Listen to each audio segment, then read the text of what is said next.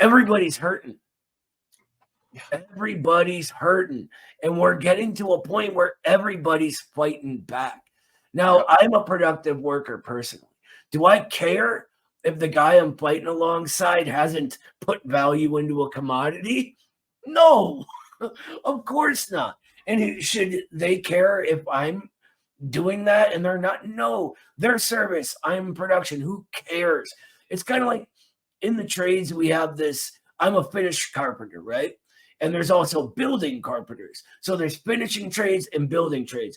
And there's this like rivalry between the two. We're always complaining about the builders, they're always complaining about us. But at the end of the day, we're all against the boss. It's the boss preventing our families from having a stable life and us being able to actually accumulate enough wealth to have stability. That's the enemy. Well, so let me add on to what you're talking about. I used to work for Ashley Furniture Home Store, so I was a sales rep. What business do I have to be against the carpenters who help build the furniture when in reality we should have solidarity with each other, because ultimately the big boss at the top is the same guy that's stiffing us both. Mm-hmm. And Yes, you produce the furniture, but I sell the furniture that you produce so that we can both make money off that furniture. But ultimately, we are the ones who produce and put it out there for people to see. And I talk about the furniture you produce, and I basically schmooze with the people in order to sell it. right, But the thing is that ultimately, I'm not making what I should be, to be honest with you. You're not making what you should be, to be honest with you. And ultimately, all because this guy at the top owns it all, he gets to take a big cut from you and me? What? right. That doesn't make sense. That's not fair. And they So, try to set us against each other. I saw them women from the what, I forget which union it was in Vegas getting arrested. Um, yeah. they weren't resisting at all.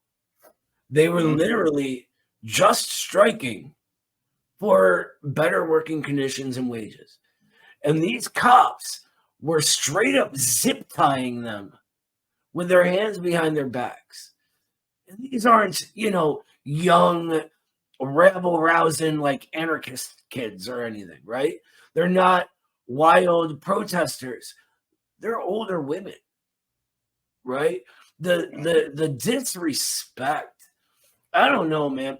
That kind of thing bothers me. The way I was raised, if I would have even approached one of those women in a way that wasn't just respectful, like I can feel like my dad's like slap on the back of my head.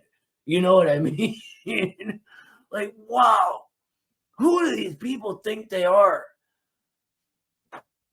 Yep. Absolutely. So, let me start off with this. Story time. There once was a young man named James, and he was bright-eyed and bushy-tailed, fluffy boy. Still fluffy, but I lost a few pounds. But James decided to work in the food service industry after going through a culinary arts program in Immanet High School through his junior and senior year. Now, while James was working in this industry for about 6 years, James saw a lot of things happen in the culinary and hospitality world, and a strong union would have helped James to keep things more fair. Alas, it didn't happen. But today in 2023, culinary and hospitality workers are in a union and they are on strike in Las Vegas. So they face police persecution, as a lot of these companies typically do. And the persecution is from class traders with guns and badges, known as the police. So I'm going to share some of this with you guys. This is from their Facebook, Culinary Workers Union Local 226. So let me see. All right, so let's take a look here. So here they are. They're literally on the Vegas Strip. And this says Caesars Entertainment, contract now. And in the bottom is in Spanish. And they are literally on the Vegas Strip, really just saying that they want their contracts. And there's the media everywhere. So yeah, so that's what's going on right now. So as far as what they are doing, let me share the news from them. Let me see.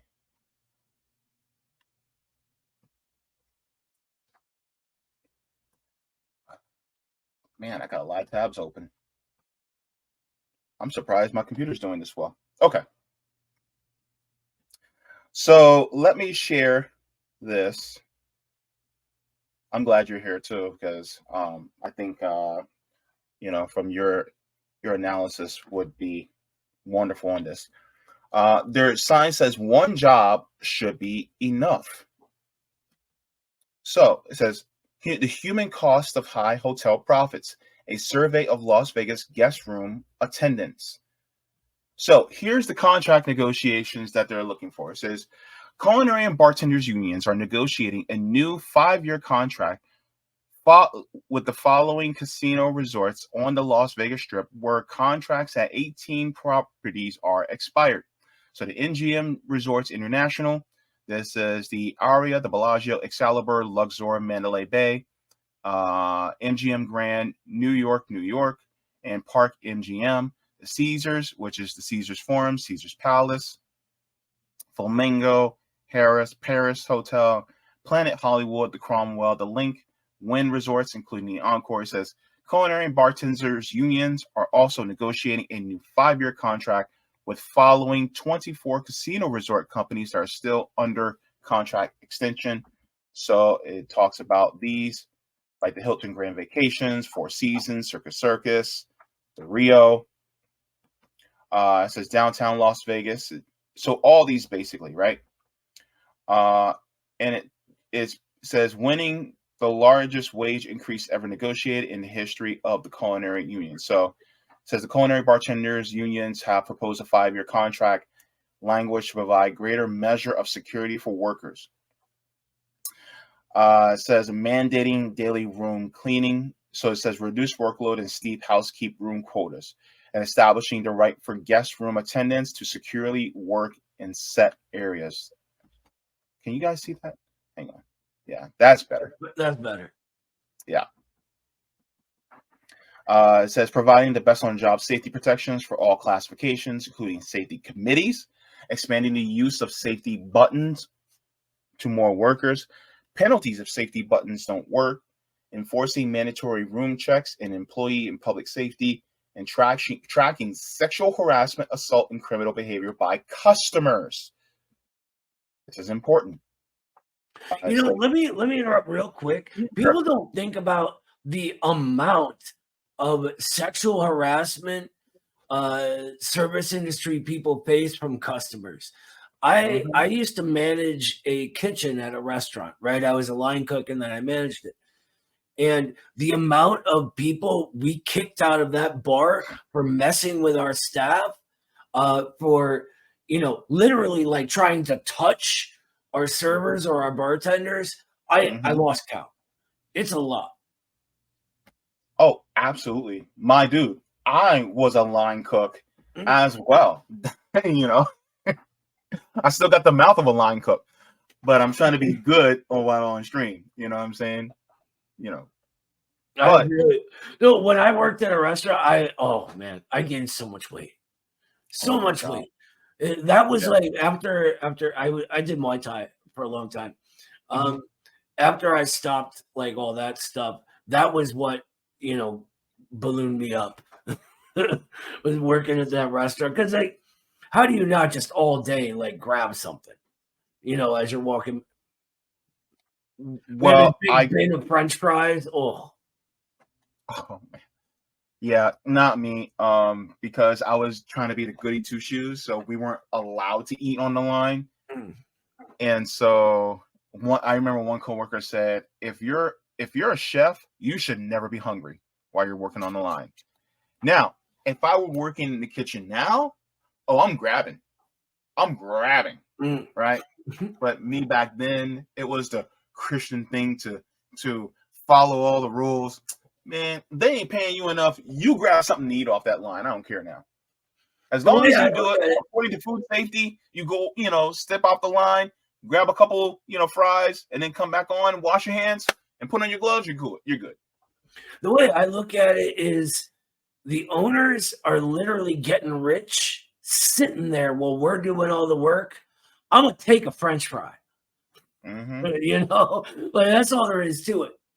Yeah. That's the same reason I will literally just sit there and play on my phone at work right now for like Mm-hmm. Yep. 20 minutes at a time Of because course. fuck them. I'm sorry. I love it. These dudes. This is why I invited you. I work at a smallish company, right? They're millionaires from a handful of us. So fuck them. I'm gonna take the 20 minutes and play on my phone. Yeah. Yeah. It's called cyber loafing. That was what I learned on Laziness Does Not Exist by Dr. Devon Price. It's a good I call it stealing back the clock. I like it. All right. So it says extending recall rights so that workers have more job security and having the right to return to their jobs in the event of another pandemic or economic crisis, making clear that no strike clause does not prevent the culinary union from taking action, including strikes against non-union restaurants on the casino property, and gives casino workers the right to respect picket lines.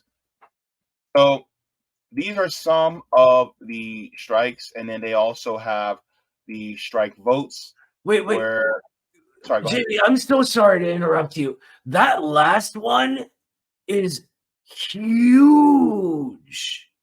Huge. Because we're talking about just the service staff. But they're reserving the right for all casino workers to not cross their picket line.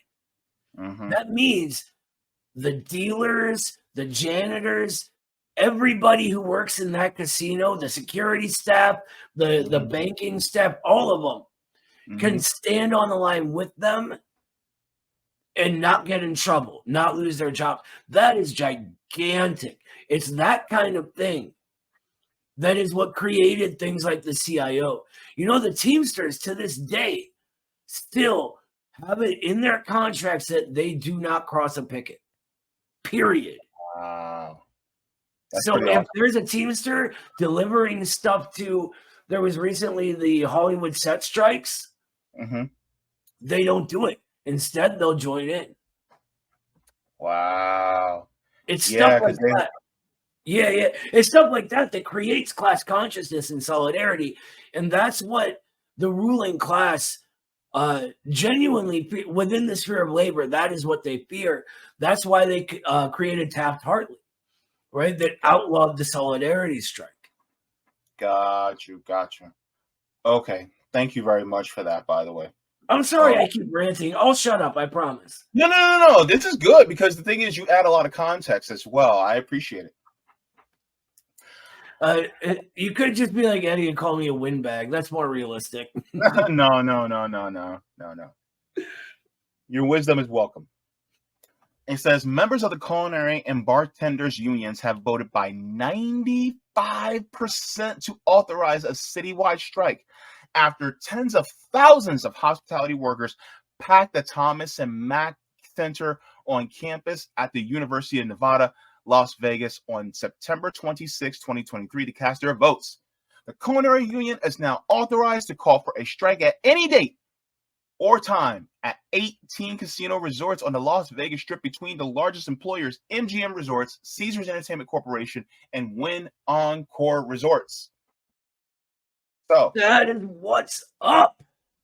Yup. Boy, oh boy. as terms and conditions of an expired collective bargaining agreement largely remain in effect, including wages, benefits, job security protections, but the no strike provisions are no longer in effect, which will set the stage for workers to go on strike after successful strike authorization. And if the culinary and bartender unions and employers do not come to an agreement before the strike deadline, culinary union represents 60,000 hospitality workers in Nevada. 53,000 are based in Las Vegas and are in active negotiations with casino hotel employers for a new 5-year contract. 40,000 workers employed at MGM Resorts, Caesars Entertainment, and Wynn Encore Resorts are working under an expired contract and are at risk of a major labor dispute.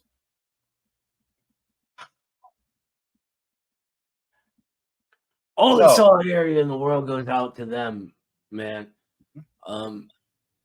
All of this new labor militancy, and a lot of Marxists will like try to draw this line between productive labor that creates a commodity and unproductive labor. That basically, it's just a word that means like it's not creating value in the commodity, right? So like the productive labor are the people in the factories packaging the boxes of food they send to these places, right?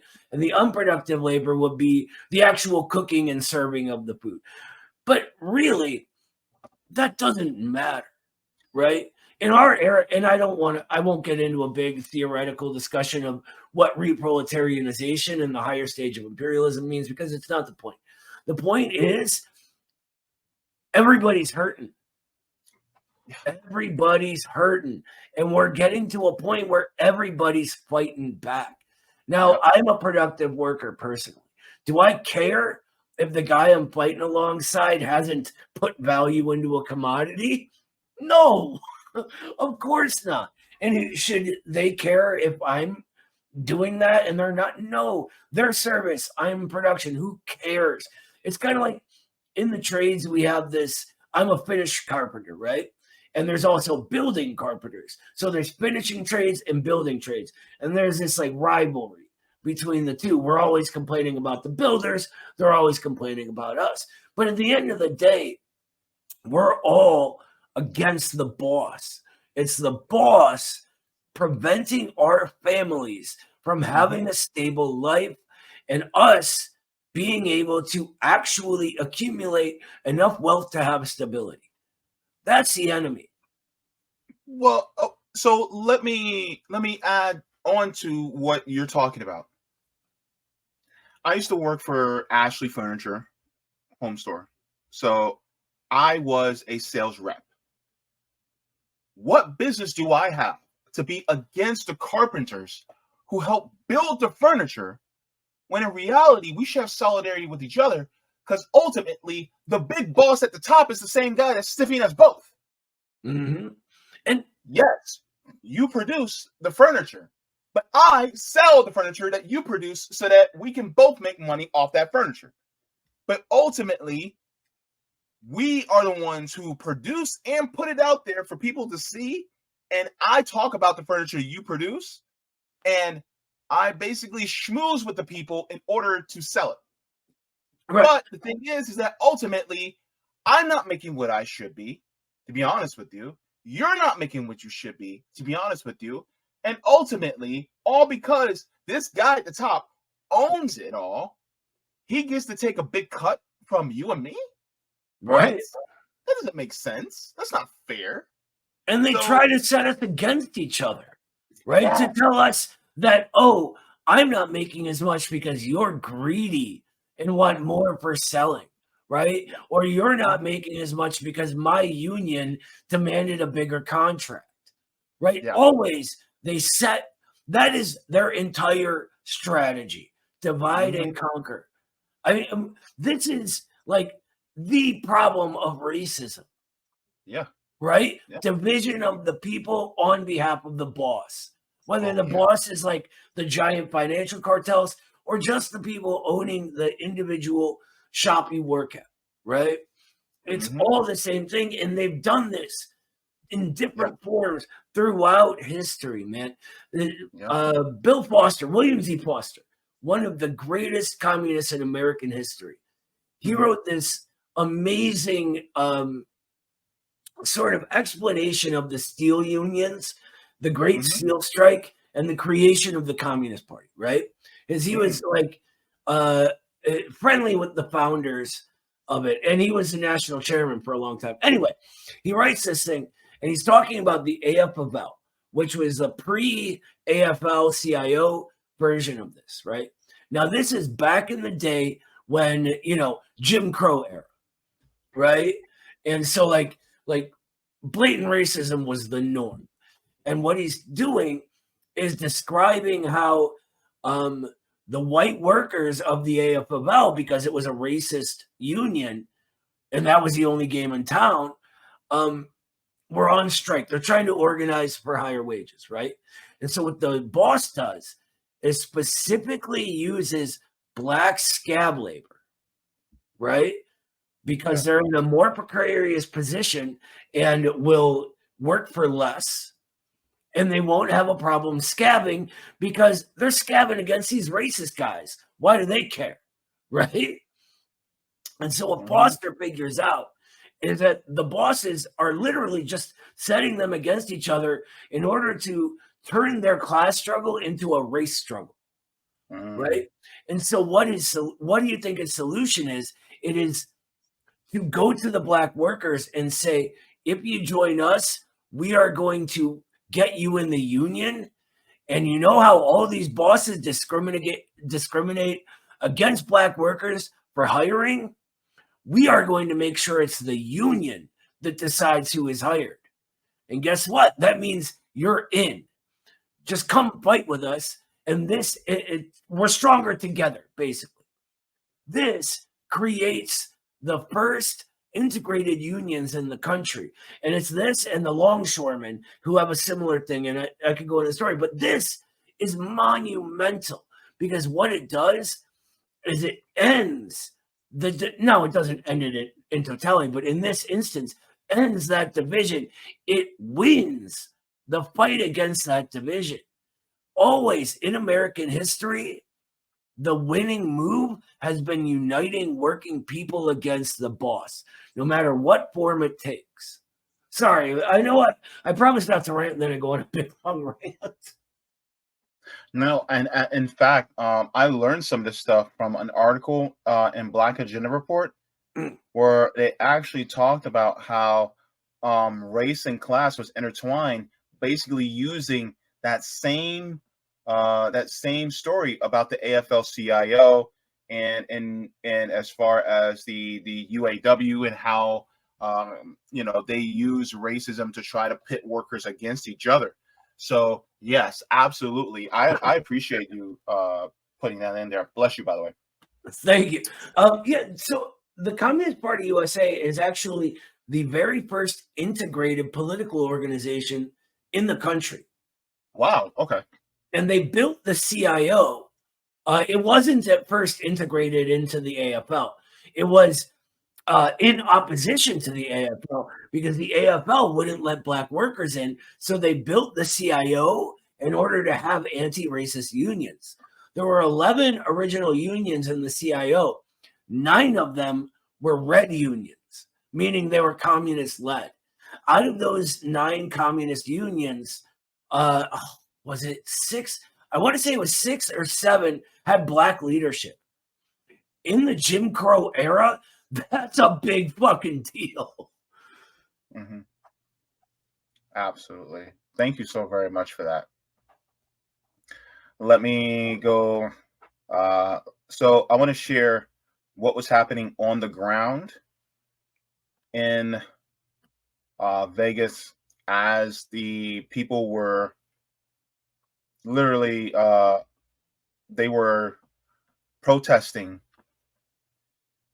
Let me see. So this is why I enjoy More Perfect Union, because they do great work. They're awesome. Yeah, I follow their channel too. It says dozens of union hotel workers were arrested on the Vegas Strip yesterday as thousands rallied for a better contract. The workers of Culinary 226 flooded the Strip, demanding that Vegas' three big resort conglomerates negotiate a fair contract. 40,000 could strike at any moment. So let's take a look.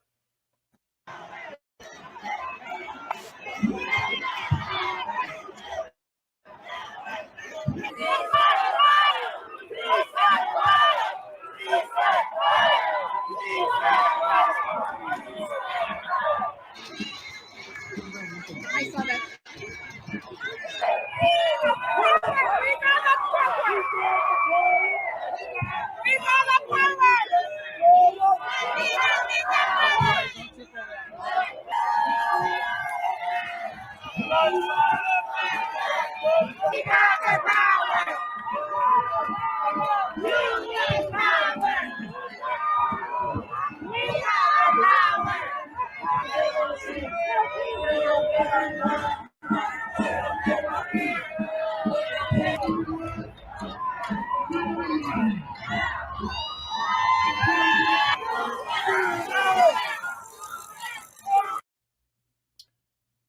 So one of the things that I want to, and I'm gonna keep this playing in the background, but one of the things that I wanted to express is the fact that when people talk about class consciousness, look at the people who are actually saying that we need more worker power, and look who's the ones who arresting people for expressing that need for more worker power.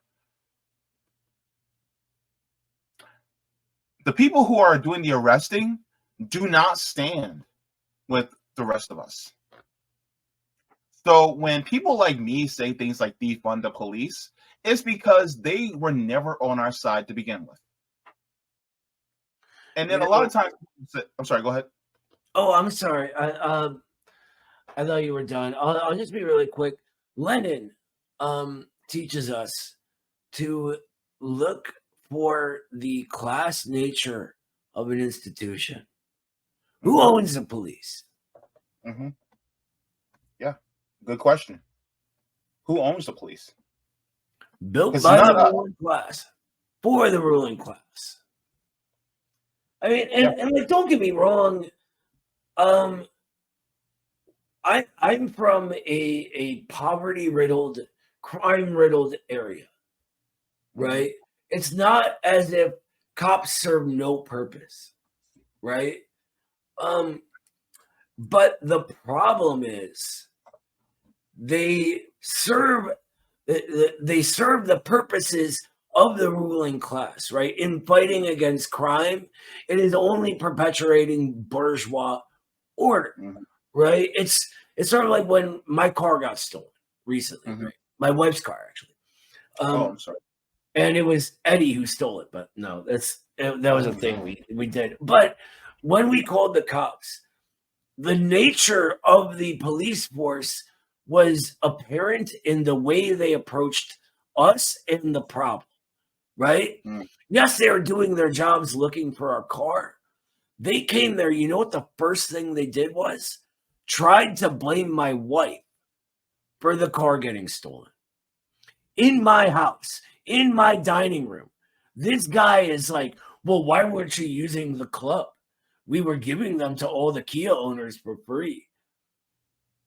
And I'm like, motherfucker, who do you think you are? Don't talk to her that way. You know, and even the guy's partner was like rolling his eyes. But that's how they look at us, right? And it's important to always remember how the cops are looking at us. That tells you everything. Yeah. So, going back to what they're doing at this union, Culinary 226, they are really fighting just to have what they need as far as just what they need as far as workers. And so I think that's the point. A lot of times people just do not, these corporations, these casinos, these hotels, it's about extracting as much as they possibly can from the people instead of actually realizing that their profit and what they accumulate really comes from the wealth that's created by these workers. So, yeah, I mean, at the end of the day, you don't need the boss needs you. mm-hmm. We don't fight, we don't engage in the class struggle because we think it's cool or because we're fine and want more and we're greedy. We do it because we need to. Yep. And the reason we see more and more labor militancy is because it's more and more necessary. Yep. And I gotta get going pretty soon, but I wanna say this. If you read into Soviet and Russian history, the state of the US right now is so remarkably similar to the early 1900s in Russia. Mm-hmm. And that same radical trade unionism that is rising in our country right now was rising then. And they had a Lenin who stood up and led them. They had a Bolshevik party who took all of that was already there, right? And connected it. And in the connection came the realization that just constantly arguing with the boss will never be enough. It will never be enough. Absolutely.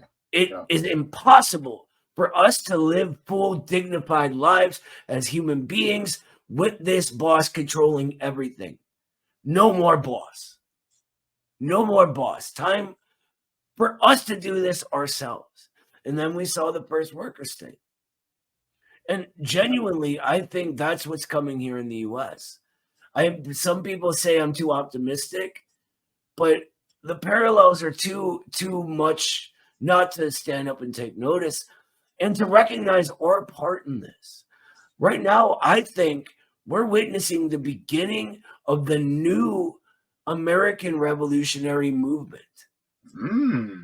I really do. And it's not going to look the way the left of the last period thought it would. I mean, how many times has RBN been canceled by that left? Right? Yeah. They're mad because we're doing what they could never do, because they don't realize it's not something special about us or something bad about them. It's the conditions that create the sort of necessity of us. Mm-hmm. That's why we're sort of kicking around this idea for in a few months, creating a revolutionary Congress, getting everybody together who's serious and saying, what do we do? Mm-hmm. Awesome.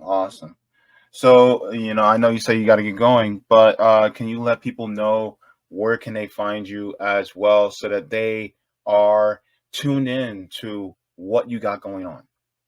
Yeah, absolutely. MidwesternMorks.com. You can always find any of my writing there.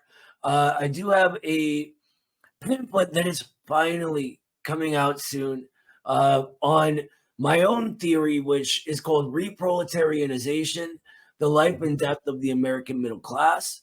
That'll be out very soon. We're going to be beginning Marxism School, which you can find on the Midwestern Marx Institute's YouTube channel. I'm going to be running new classes soon. So there'll be a second round of Basics of Marxism. And JB, you will be invited to the one that's a prerequisite for, which is Intermediate Dialectics. That's my next big project. And you can find me on Twitter. My Twitter thing is right there. Or I don't know how to point with the mirroring, but yeah, that's it. There we go. That's my Twitter. Yeah, and that's it. But really, Midwestern Marks Institute is where you can find me. But yeah, thank you so much for having me on, JB. I love talking to you, brother. Yeah, me too, definitely. You, everybody at RBN, this right here, what we're all doing. Don't sell yourself short. This is the future, brother. Thank you so very much, Noah. And you and your family have a beautiful and just an awesome day. You too, brother. Take care, and I'm sure I'll talk to you again soon. You definitely will. You'll hear from me.